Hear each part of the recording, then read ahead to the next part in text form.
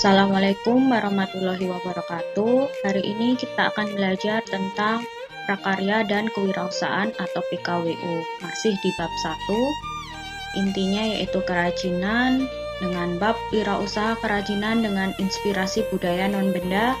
Bagian yang kedua bersama dengan Ibu Diani Putri Santoso. Yang pertama, kita akan membahas tentang keberagaman budaya Indonesia. Indonesia sangat kaya dengan budaya tradisional yang berasal dari berbagai suku. Indonesia merupakan negara yang memiliki jumlah suku bangsa terbanyak di Asia Tenggara. Jumlahnya kurang lebih 1.340 suku bangsa. Menurut data Badan Pusat Statistik atau BPS tahun 2010. Sehingga dengan suku bangsa yang banyak tersebut, Indonesia memiliki keragaman budaya tradisional yang dapat menjadi sumber inspirasi. Berikut terdapat video yang menunjukkan keragaman budaya Indonesia. Video ini diperoleh dari sumber YouTube. Mari kita simak video berikut ini. Judul video ini adalah Aku, Kamu, Kita, Indonesia.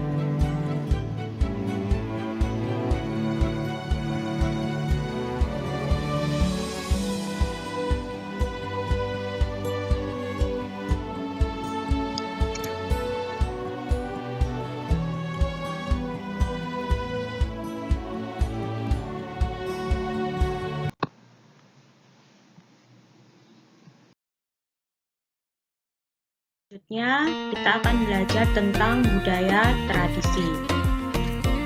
Budaya tradisi itu artinya adalah cara hidup, kebiasaan, maupun adat istiadat yang berkaitan dengan masa lalu, diwariskan dari satu generasi ke generasi berikutnya, sampai sekarang masih dijalankan dalam masyarakat. Budaya tradisi terdiri dari budaya non-benda, yang kedua artefak atau objek budaya. Budaya non-benda dan artefak atau objek budaya. Budaya non-benda adalah budaya yang mengacu pada hasil karya yang bersifat abstrak atau bukan berupa benda. Contoh budaya non-benda adalah pantun, cerita rakyat, tarian, dan tradisi atau upacara adat. Selanjutnya, artefak atau objek budaya adalah sebuah objek yang dibuat oleh manusia. Biasanya merupakan benda yang memiliki kepentingan budaya atau sejarah. Contoh artefak atau objek budaya diantaranya ada pakaian daerah, wadah tradisional, senjata, dan rumah adat. Produk budaya tradisional non-benda maupun artefak tidak dapat dipisahkan, melainkan menjadi satu kesatuan dan saling melengkapi. Budaya tradisional sebagai sumber inspirasi. Sebuah tarian tradisional yang membawakan cerita tradisional dengan menggunakan pakaian tradisional dan ditarikan pada sebuah upacara ritual tradisional.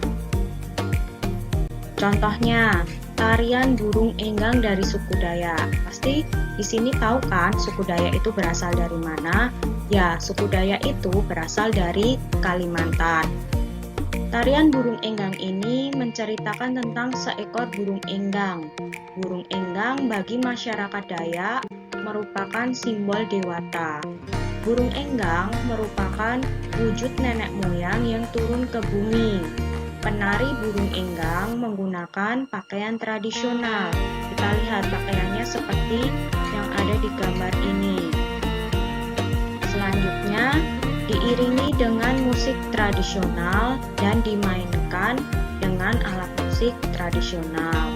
Ini adalah burung enggangnya yang di sini, dan ini adalah pakaian maupun peralatan yang digunakan untuk menari dalam tarian burung enggang. Budaya tradisional sebagai sumber inspirasi. Abstrak atau non-benda. Jadi tadi sudah Ibu jelaskan tentang tarian burung enggang.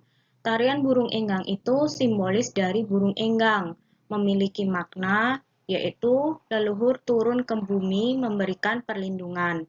Kata kuncinya ada burung enggang dan perlindungan. Lalu dari budaya abstrak atau non-benda ini dapat dijadikan sebagai inspirasi pembuatan kerajinan, yaitu berupa benda, contoh tekstil bermotif burung enggang. Selanjutnya, sumber inspirasi kerajinan. Tarian, simbol, dan musik merupakan produk budaya non-benda. Sedangkan pakaian, perlengkapan tari, dan alat musik merupakan artefak atau objek budaya. Keduanya ini dapat dijadikan sumber inspirasi. Jadi diingat-ingat bahwa produk budaya non-benda itu bentuknya abstrak atau tidak berwujud benda seperti tarian, simbol, maupun musik. Kemudian untuk contoh artefak atau objek budaya itu tentu bentuknya adalah benda, pakaian, perlengkapan tari, dan alat musik. Setiap daerah dapat mengembangkan kerajinan khas daerah yang mengambil inspirasi dari budaya tradisi daerahnya masing-masing. Kekayaan budaya tradisi Indonesia adalah kearifan lokal atau lokal genius yang dapat menjadi sumber inspirasi yang tidak ada habisnya. Berikut terdapat video yang menunjukkan berbagai macam tarian di Indonesia yang dapat menjadi sumber inspirasi kerajinan. Mari kita simak video berikut ini.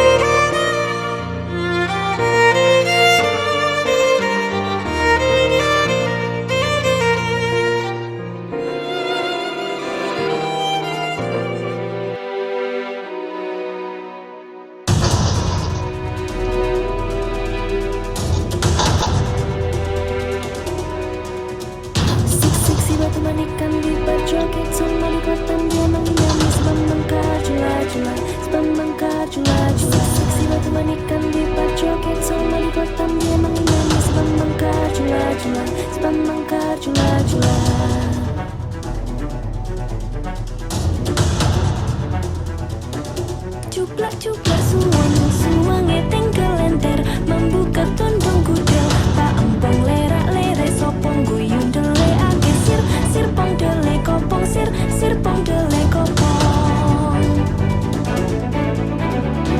ampar pisangku belum masak sabigi diurung bari-bari manggalepok patah kayu pengkok dimakan api apinya cangcuru pas susah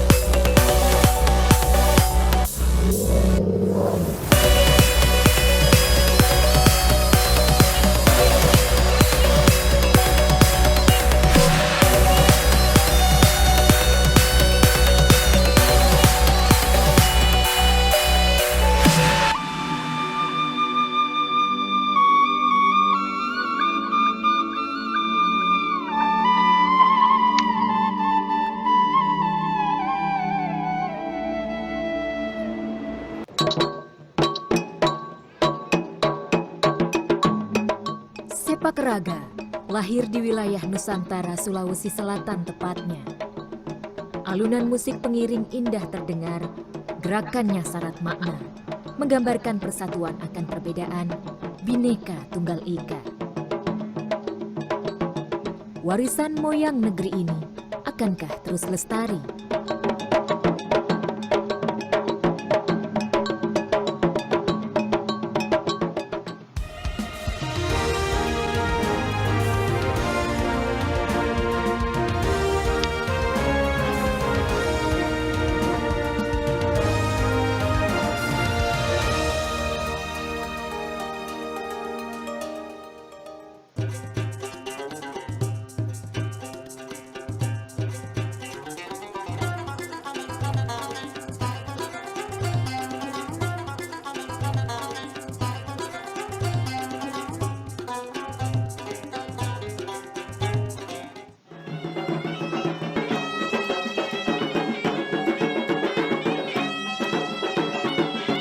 Gerak tubuh nan gagah melenggang seiring alunan musik. Terbagi menjadi dua, pemain sepak raga dan para pengiring musik. Mereka saling bersatu padu dalam irama gerakan.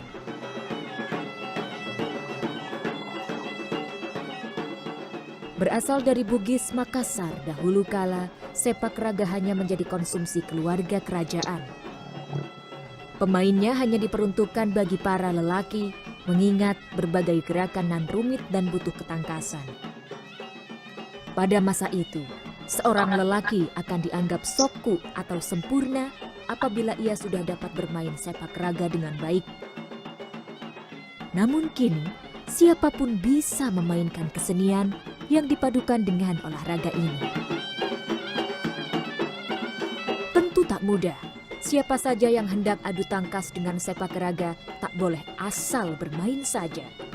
Ketekunan dalam berlatih, kemauan keras untuk mempelajari hal baru, dan membuang jauh-jauh kesombongan. Sekarang akan Ibu lanjutkan, yaitu tentang materi pendukung kegiatan wirausaha. Kegiatan wirausaha itu didukung oleh ketersediaan sumber daya manusia, material, peralatan, cara kerja, pasar, dan pendanaan. Sumber daya yang dikelola dalam sebuah wirausaha dikenal dengan sebutan 6M. Apa itu 6M? 6M terdiri dari man, yaitu manusia, kemudian money atau uang, kemudian material atau bahan, kemudian machine atau mesin, metode, cara kerja, dan yang terakhir adalah market atau pasar. 6M ini akan berpengaruh dalam kegiatan wirausaha seseorang. Bagaimana sumber daya manusianya, bagaimana modal atau uangnya, apakah bahannya tersedia dengan mudah, apakah mesinnya itu dapat digunakan dengan baik, maupun cara kerja ketika melakukan usaha tersebut, dan target pasarnya. Target pasar ini berkaitan dengan pembelinya, kemudian tempat menjualnya di mana, maupun cara menjualnya itu berkaitan dengan pasar. Kemudian, contoh kerajinan dengan inspirasi budaya non-benda. Ada kain batik atau lukisan pada pakaian, sepatu, atau produk fashion yang menggambarkan cerita rakyat. Selanjutnya ada diorama cerita rakyat, hiasan dinding dengan pantun yang bermakna kedamaian dan kesejahteraan dari cerita rakyat, hiasan dinding dengan motif cerita rakyat atau tarian, wadah-wadah makanan dan minuman, kalender dengan 12 ilustrasi cerita rakyat atau pantun dengan penjelasan maknanya. Jika divisualkan, jenis kerajinan yang dapat dimodifikasi dengan inspirasi budaya non-benda dapat terbentuk seperti ini.